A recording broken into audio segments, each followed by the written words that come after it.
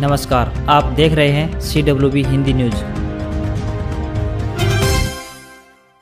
हरियाणा लोक सेवा आयोग यानी HPSC में चेयरमैन अध्यक्ष के अतिरिक्त कुल 8 सदस्यों में से 2 सदस्यों के पद पूरे 1 वर्ष से रिक्त पड़े हैं। प्रदेश की पूर्ववर्ती हुड्डा सरकार ने अपनी सत्ता के अंतिम वर्ष में 1 मार्च 2014 को नीलम सिंह और राजेश वैद को आयोग का सदस्य लगाया था, जिनका 6 वर्षों का कार्यकाल 1 वर्ष पहले पूरा हो गया। हालांकि मौजूदा भाजपा जसपा गठबंधन सरकार द्वारा इनके स्थान पर 2 नए सदस्यों की नियुक्ति नहीं की गई है। अब इस विलंब के पीछे राजनीतिक कारण है या फिर प्रशासनिक, यह देखने लायक है।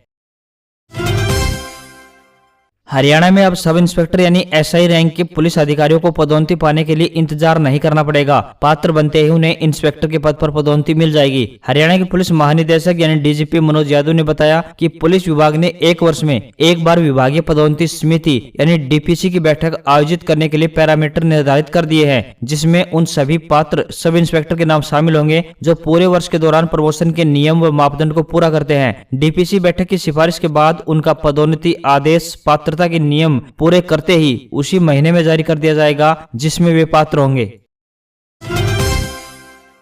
राज्य के महाविद्यालयों में स्नातक कोर्सों के अंतिम वर्ष की परीक्षाएं 3 मार्च से शुरू हो रही हैं। परीक्षा को लेकर महाविद्यालयों में तैयारियां शुरू हो गई हैं। राज्य के महिला महाविद्यालय सेक्टर 14 के प्राचार्य डॉक्टर RK गर्ग ने बताया कि परीक्षा को लेकर सुपरिटेंडेंट की नियुक्ति कर दी गई है। सभी प्राध्यापकों की ड्यूटी लगा दी गई है। विद्यार्थी भी अपनी तैयारी में जुटे हुए हैं।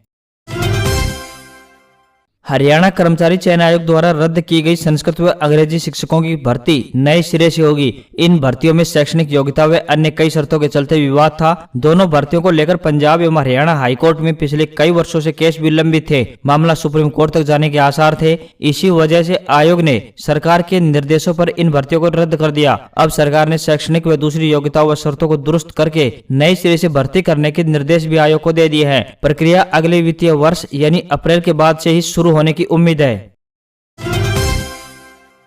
बालाकोट एयर स्ट्राइक के 2 साल पूरे होने पर वायुसेना यानी IAF के मिराज और सुखोई फाइटर एक बार फिर गरजे। इस बार टारगेट था राजस्थान के पोखरण में बने बंकर। ये बंकर ठीक वैसे ही थे जिन्हें बालाकोट में पाकिस्तानी आतंकवादी पनाह लेने के लिए इस्तेमाल करते हैं। मिराज ने लॉन्ग रेंज स्ट्राइक एक्सरसाइज में सटीक निशाना लगाया और टारगेट को तबाह कर दिया। शनिवार को IAF के अपग्रेडेड मिराज 2000 और सुखोई 30 MKI फाइटर जेट के स्क्वाड्रन ने ग्वालियर के महाराजपुर एयरबेस से उड़ान भरी थी। टारगेट यहां से 615 किलोमीटर दूर पोखरण में थे। मिराज ने उन्हें स्पाइस बमों से टारगेट हिट किया, जिनसे बालाकोट में आतंकी ठिकाने तबाह किए गए थे। जानकारी के मुताबिक इस मिशन में 3 मिराज और 2 सुखोई फाइटर जेट शामिल थे।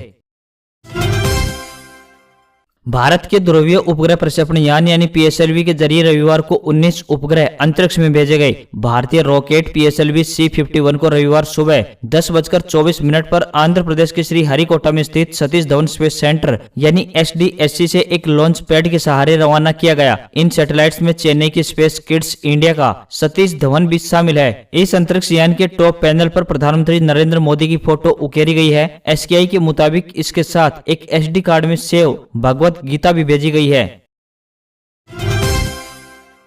National highway authority of India यानी NHAI ने महाराष्ट्र में बन रहे 4 लेन हाईवे की एक लेन का 25 किलोमीटर हिस्सा महज 18 घंटे में तैयार कर दिया। नेशनल हाईवे 52 पर विजयपुर से सोलापुर के बीच काम चल रहा है। सड़क परिवहन मंत्री नितिन गडकरी ने शुक्रवार को सोशल मीडिया पर इसकी जानकारी दी। उन्होंने लिखा कि इस उपलब्धि को लिम्का बुक ऑफ रिकॉर्ड्स में दर्ज करवाया जाएगा। अभी सोलापुर विजयपुर हाईवे के 110 किलोमीटर हिस्से पर काम चल रहा है। इस योजना को अक्टूबर 2021 तक पूरा करना है। यह सड़क बेंगलुरु, चित्रदुर्ग, विजयपुर, सोलापुर, औरंगाबाद, धुले, इंदौर, ग्वालियर के बीच बन रहे कॉरिडोर का एक हिस्सा है।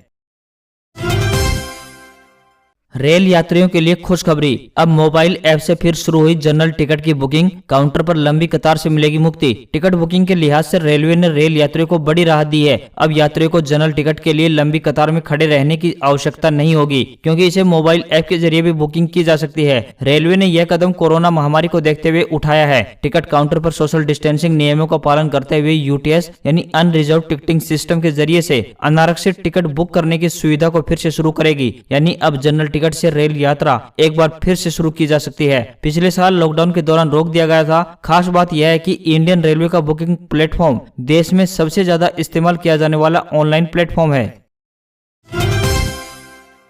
भारतीय मौसम विभाग ने अगले 3 दिनों के लिए उत्तराखंड, हिमाचल और कश्मीर में भारी बारिश का अलर्ट जारी किया है। आईएमडी ने कहा है कि पश्चिमी विक्षोभ की वजह से पहाड़ों पर 1, 2 और 3 मार्च को बारिश और बर्फबारी की आशंका बनी हुई है, जिसके कारण एक बार फिर से उत्तर भारत में भारी उलटफेर देखने को मिल सकता है। विभाग ने कहा है कि चमोली में भारी बारिश संभव है, तो वहीं उत्तराखंड के अधिकांश इलाकों में अगले 3 दिनों में तेजी से तापमान गिरने की आशंका है। हालांकि मौसम विभाग ने कहा है कि पहाड़ों की बारिश का असर मैदानी इलाकों में भी होगा। इस वजह से दिल्ली एनसीआर में बारिश के आसार दिख रहे हैं, तो वहीं बिहार, झारखंड, ओडिशा और पश्चिमी मध्य प्रदेश में तापमान बढ़ा है, लेकिन अगले 2 से 3 दिनों में एक बार फिर से तापमान में कमी आएगी। आईएमडी ने जम्मू कश्मीर, लद्दाख, गिलगित बाल्टिस्तान, मुजफ्फराबाद, हिमाचल प्रदेश और उत्तराखंड में ओले पड़ने की भी संभावना व्यक्त की है।